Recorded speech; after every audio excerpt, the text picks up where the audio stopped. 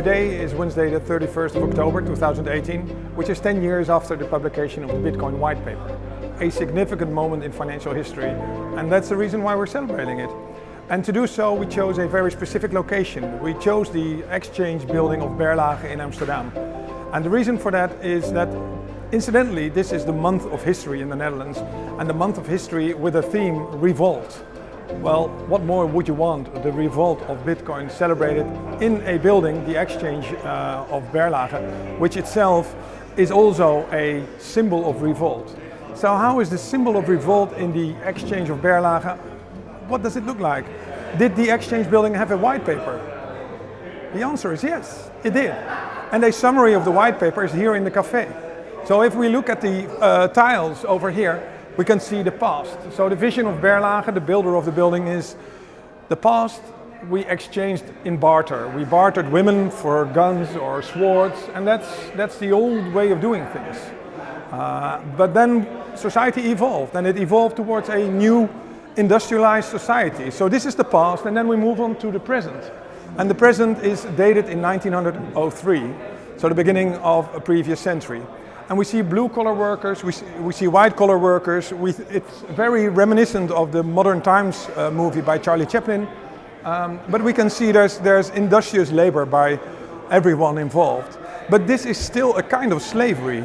It's the present. And the idea of Berlage and his co-artist Verwij, who wrote literally a white paper on the concept of the building, was that there's an inevitable approach in evolution in the history, which is from barter towards a society where there's money.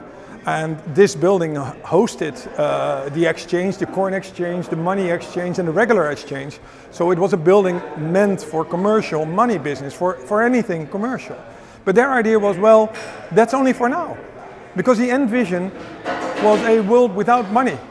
And the world without money is depicted in the third tile over here. And this is literally paradise. It's a reflection of paradise. It's actually a scene from paradise, but you can see on the right hand side the old laborer from the old world is laying aside his tools, and we have equality here. We have equality between men and women, and there's no more money. The money is gone, and that's the idea. Berlage and Verwij said money will be gone. So if money is going to be gone, we need to make a building which is not only hosting the exchanges, but which over time still has a function. And they turned it around. They said, well, the function we want to give this building is the public function that it will have once all the money is gone. So this needs to be a building. Palazzo Pubblico was the inspiring idea of Berlage. He had traveled to Italy, he had seen the examples in Florence. He modeled the tower after the Florence towers, and very much inspired by the building of the community. And he used brick in the building, where each brick symbolizes a person. So he wrote a white paper that said, well, we move from barter to money to no money at all. He used brick in the building to symbolize the collective community and the power of the collective. And the effect was basically that the building started to shake and crumble and became wobbly in its foundations. But this is very much, if you are looking for a literal blockchain in Amsterdam, the oldest blockchain in Amsterdam is this building, the Berlage Exchange building. And that's the reason why we need to hold the 10-year celebration for the Bitcoin white paper here.